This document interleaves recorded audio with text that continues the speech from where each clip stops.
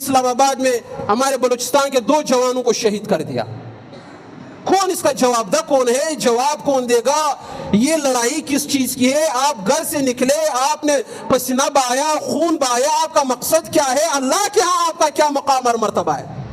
جب اللہ کے پاس آپ کا پہنچ ہوگا، اللہ کے دربار میں آپ جائیں گے، اللہ کو آپ کیا جواب دیں؟ اللہ میں کس لیے، کس راستے میں مر کر آپ کے پاس آ رہا ہوں؟ اس ماں کو کون جواب دے گا؟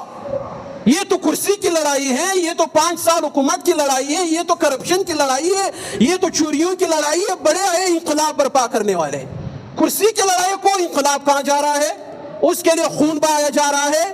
اپنے لیڈر کو نعوذ باللہ اتنا اونچا کیا ہوا ہے کہ اپنے آپ کو قربان کرنے کے لیے تیار ہو رہے ہیں. اب جو شخص مر گیا، جو جوان اس دنیا سے چلا گیا، اس کے بچوں کو لوگ کیا جواب دے؟ اس کی ماں جو رو رہی ہے، اپنا آنسو بہا رہی ہے، اس کو کیا جواب دے؟ کیا ان لیڈروں کو پتا ہے کہ میرے لیے 2 لوگ مر گئے، میرے لیے 10 لوگ مر گئے، میرے لیے 5 لوگ مر گئے؟ اتنی جذباتی مسلمان نوجوانوں کو ان غلط راستوں پر ڈال کس نے دیا ہے؟ تمہاری لڑائی قرآن کے لیے تھی؟ نہیں. تمہاری لڑائی اللہ کے نظام کے لیے تھی؟ نہیں. تمہاری لڑائی نفاذ شریعت کے لیے تھی؟ نہیں. تمہاری لڑائی صحابہ کرام کی دفاع کے لیے تھی؟ نہیں. پھر کس بات پر تمہاری لڑائی تھی؟ میرا لیڈر جیل میں اس لیے میں لڑ رہا ہوں. اچھا تمہارے لیڈر آئے گا باہر، کوئی بھی سیاسی لیڈر میں ایک کا نام نہیں لے رہا ہوں، کیا اکھاڑے گا؟ کیا تمہارا لیڈر باہر آ کر قرآن کو نافذ کرے گا؟ کیا تمہارے لیڈر باہر آ کر شریعت کو نافذ کرے گا؟ کیا تمہارا لیڈر کوئی ولی اللہ ہے؟ کیا تمہارے لیڈر کو اللہ کی دین سے محبت ہے، اللہ کے قرآن سے محبت ہے؟ اگر تمہارا ایسا لیڈر جو قرآن سے محبت رکھتا ہے، اللہ کی دین سے محبت رکھتا ہے، اللہ کے شریعت سے محبت رکھتا ہے، اگر وہ جیل میں ہے تو پھر ایک سوال بنتا ہے، ایک جواز بنتا ہے کہ چلو اس کی رہائی کے لیے آپ نکلو. اگر اس کو قرآن کا پتہ نہیں ہے، حدیث کا پتہ نہیں ہے، اللہ کے نظام کا پتہ نہیں ہے، کیا ہو رہا ہے کیا نہیں ہو رہا ہے، کسی چیز کا کچھ پتہ ہی نہیں ہے، اور آپ اپنا قیمتی جان جو اللہ نے آپ کو دی اپنے عبادات کے لیے، آپ جا کر اس کو ضائع کر دیتے ہو صرف ان کی چوریوں کے لیے، ان کے کرپشن کے لیے، ان کے لڑائیوں کے لیے. میں تو ان نوجوانوں پر واللہ باللہ حیران ہوں. ایک پارٹی کی بات نہیں کر رہا ہوں، ہر لیڈر کی میں بات کر رہا ہوں جس کی کال پر یہ سارے جنونی باہر روڈوں پر نکل جاتے ہیں. گھر کو چھوڑا، ماں کو چھوڑا، باپ کو چھوڑا. ماں نے کتنا روکا ہوگا بیٹا نہ جاؤ، مگر نہیں، اس کو جنون چڑھا ہوا ہے. پتہ نہیں ان لوگوں کو ٹریٹ کون کرتا ہے، ان کی دماغوں میں یہ بات بٹاتا کون ہے، ان کو کوئی سمجھاتا کیوں نہیں ہے کہ آپ مسلمان ہیں، آپ مومن ہیں، آپ بہت زیادہ قیمتی ہو، آپ نے اپنا جان اللہ کے لیے قربان کرنا ہے، اللہ کی دین کے لیے قربان کرنا ہے.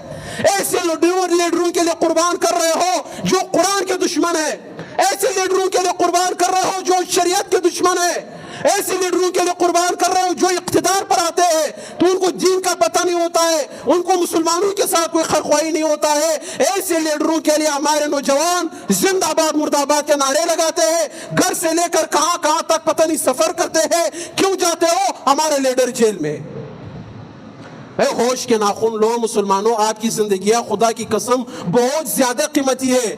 ان چیزوں میں اپنی قیمتی زندگیوں کو ضائع نہیں کرنا ہے.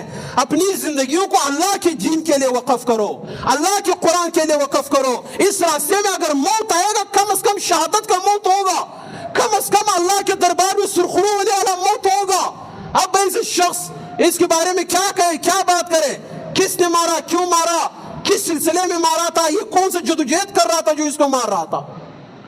تو یہ خدا را اپنے بچوں کو ان پارٹیوں سے بچاؤ، ان سیاسی پارٹیوں سے بچاؤ، ان جمہوریت زدہ پارٹیوں سے بچاؤ. رب کعبہ کی قسم اپنے مفادات کے علاوہ کچھ بھی نہیں رکھا ہے ان پارٹیوں میں، کچھ بھی نہیں رکھا ہے. صرف اپنے مفادات ہے، اپنے سیٹ سے عہدے ہے، ترقی ہے، لینڈ کروزر ہے، پروٹوکول ہے، اور کچھ بھی نہیں ہے. بچاؤ ان کو، اپنے اولادوں کو قیمتی بناؤ، قرآن کا خادم بناؤ، اپنے بچوں کو صحیح مومن، صحیح مسلمان بناؤ.